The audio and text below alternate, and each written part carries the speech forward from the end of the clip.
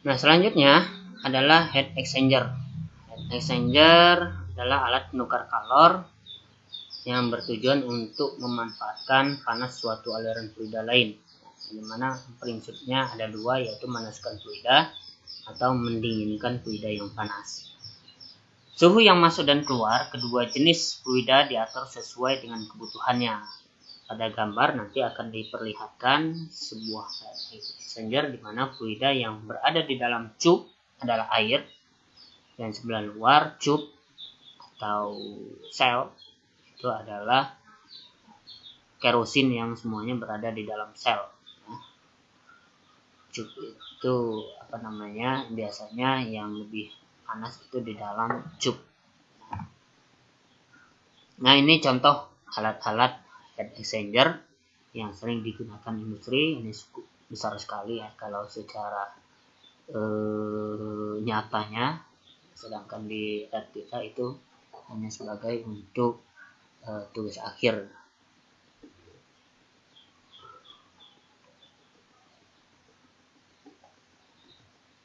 Nah, kemudian ini prinsip kerjanya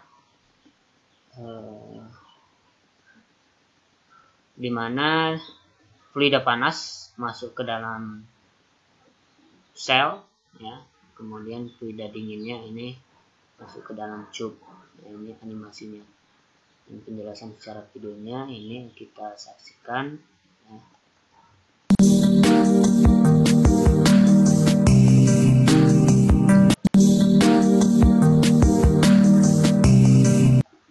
Nah, di sini ada bagian-bagian dari cell and tube heat exchanger.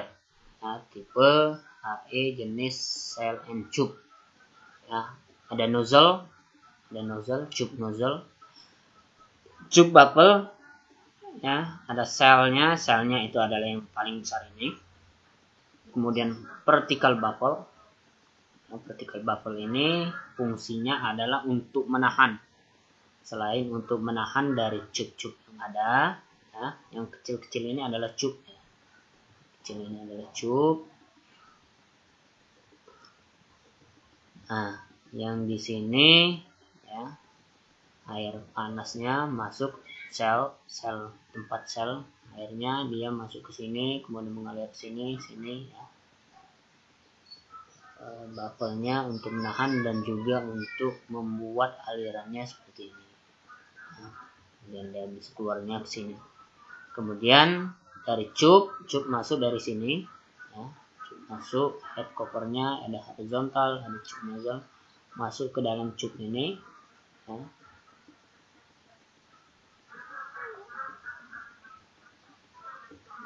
Nah, ini ya, masuk ke dalam sini, masuk sini, kemudian ya keluarnya masuk keluar sini.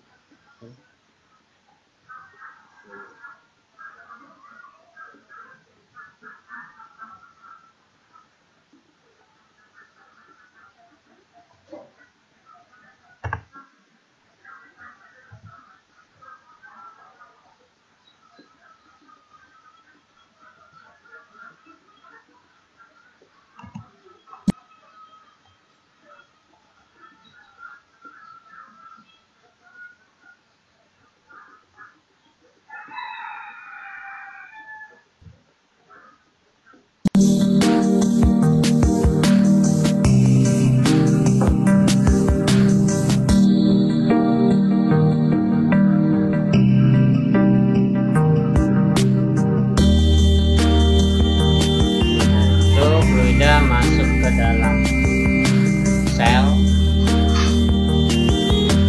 lalu sela-sela bubble,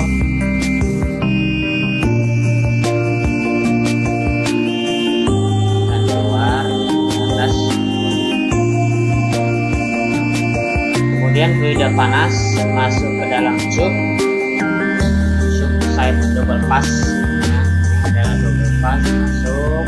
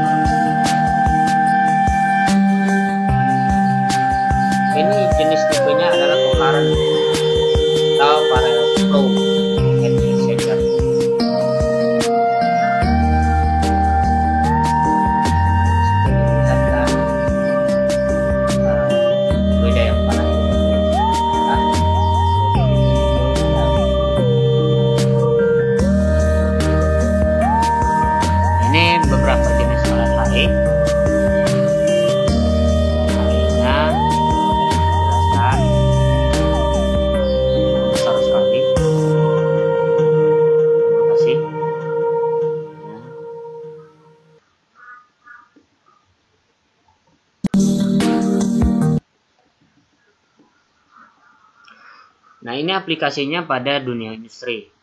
Nah, di mana alat HE tadi digunakan untuk memanaskan atau menaikkan, menjadikan air, ya, air panaskan dengan di sini, ya, untuk merubahnya menjadi steam, kemudian dipakai untuk menggerakkan turbin. Kemudian steam yang terpakai tadi diuapkan, dirubah dengan kondensor, ya, uap tadi dengan evaporator, kondensor mengkondensasikan uapnya. Di sini ada pertukaran panas juga, air yang mengalir, dan seperti itu seterusnya. Nah, ini dalam sebuah dunia industri. Nah, ini jenis-jenis HE: strike tube heat exchanger, two pass tube side. Nah, ada ini artinya dua pas tube. Tube-nya itu yang ini, dua pas. Nah, kalau satu pas gimana? Satu pas berarti dia yang outnya ini di sebelah sini, sebelah kiri. Nah, kalau dia masuknya sebelah kanan, keluarnya tube-nya itu sebelah kiri. Nah, kalau satu pas. Kalau dua pas, ini. Tiga pas nggak ada. Ya, yang ada itu satu pas atau dua pas. Nah, ini yang satu pas. Satu pas tube side. Ya. Strike tube heat exchanger. Strike artinya berlawanan arah. Ya. Yang selnya itu ke sini, ya, kemudian kontak.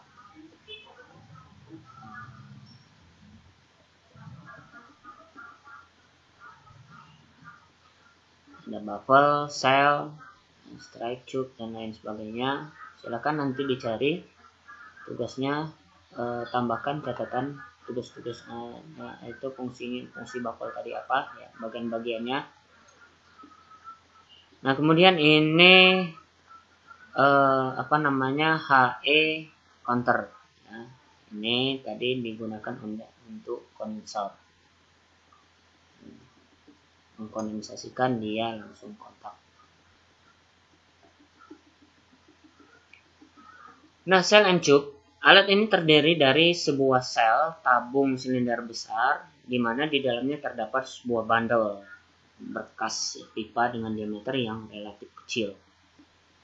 Satu jenis fluida mengalir dalam pipa, sedangkan fluida lain mengalir di luar pipa, tapi masih di dalam sel. Untuk meningkatkan efisiensi pertukaran panas, biasanya pada alat penukar panas, cangkang dan buluh dipasang sekat. Jadi untuk menukar efisiensi tadi, bertujuan untuk membuat turbulensi aliran fluida dan menambah waktu tinggal atau residence time. Namun pasangan sekat akan memperbesar pressure drop operasi dan menambah beban kerja pompa, sehingga laju alir fluida yang dipertukarkan panas harus diatur. Jadi tujuannya tadi dengan memasang sekat itu adalah membuat turbulensi, menambah waktu tinggal, dan selain untuk memperkuat dari sekat cucuk yang ada di dalam alat HE itu sendiri. Walaupun tadi katanya ada terjadi memperbesar pressure drop operasi dan menambah beban kerja pompa. Jadi agak terhambat laju alirnya tadi, ya, karena adanya sekat itu. Kemudian ada beberapa fitur desain thermal yang diperhitungkan dalam merancang alat sel penukar panas ini, yaitu diameter pipa, ketebalan tabung, panjang tabung, dan material tabung. Kemudian selain itu juga perlu dipertimbangkan dalam menentukan aliran fluida dalam sel dan tube side ini adalah kemampuan untuk dibersihkan. Artinya harus bisa dibersihkan. Karena apa? Dalam secara rutin itu harus ada cleaning. Jadi jangan sampai nanti dalam membuatnya itu justru tidak bisa dipakai untuk membersihkan karena adanya karat, ya, ataupun adanya endap-endapan fluida, yang terbawa oleh fluida tadi. Kemudian korosi. Ya, korosi artinya jangan sampai bahan yang dipakai itu mudah korosi. Kalau di industri yang sudah maju, pipa-pipa yang dipakai itu adalah pipa-pipa yang berupa stainless, ya. Sehingga tidak mudah korosi. Apalagi kalau digunakan itu adalah air yang bisa mempercepat korosi, contohnya air laut.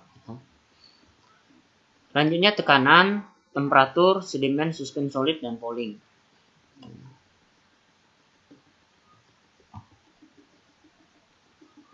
Kemudian faktor yang mempengaruhi efektivitas HE yaitu penggunaan bubble dapat meningkatkan efektivitas alat penukar panas. Hal ini sejalan dengan peningkatan koefisien perpindahan panas. Kemudian pengaruh tebal isolasi pada bagian luar sel, efektivitas meningkatkan sehingga suatu harga maksimum dan kemudian berkurang. Jadi dengan ada penambahan isolasi di luar sel itu, sehingga pertukaran panas yang terjadi atau pengaruh dari udara luar itu dapat berkurang. Kemudian menggunakan alat penukar panas tabung konsentris, efektivitas berkurang jika kecepatan udara masuk dingin meningkat dan efektivitas meningkat jika laju aliran massa udara meningkat. Kemudian menentukan jarak antar bubble minimal 0,2 dari diameter sel.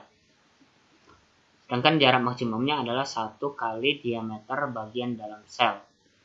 Jarak bubble yang panjang akan membuat aliran membujur dan kurang menyimpang dari aliran yang melintang. Artinya kurang terjadinya turbulensi atau kurang efektivitas dari tukaran panas itu sendiri. Kemudian melakukan penelitian penggunaan bubble dapat meningkatkan efektivitas alat penukar panas. Hal ini sejalan dengan peningkatan koefisien perpindahan panas. Kemudian melakukan penelitian pengaruh tebal isolasi pada bagian luar sel, efektivitas meningkat sehingga harga maksimum dan kemudian berkurang. Menyimpulkan dengan menggunakan alat penukar panas tabung, menentukan jarak bubble. Itu yang pengenalan terhadap alat penukar panas. Ya. Contoh-contoh lain nanti silakan dilihat di bagaimana prinsip kerja AC, bagaimana prinsip kerja kulkas, dan bagaimana prinsip kerja AC atau kondensor di mobil di video-video lainnya. Oke, terima kasih. Itu saja untuk pertemuan kali ini. Jangan lupa subscribe. Kalau ada pertanyaan atau diskusi silakan di kolom komentar. Terima kasih. Wassalamualaikum warahmatullahi wabarakatuh.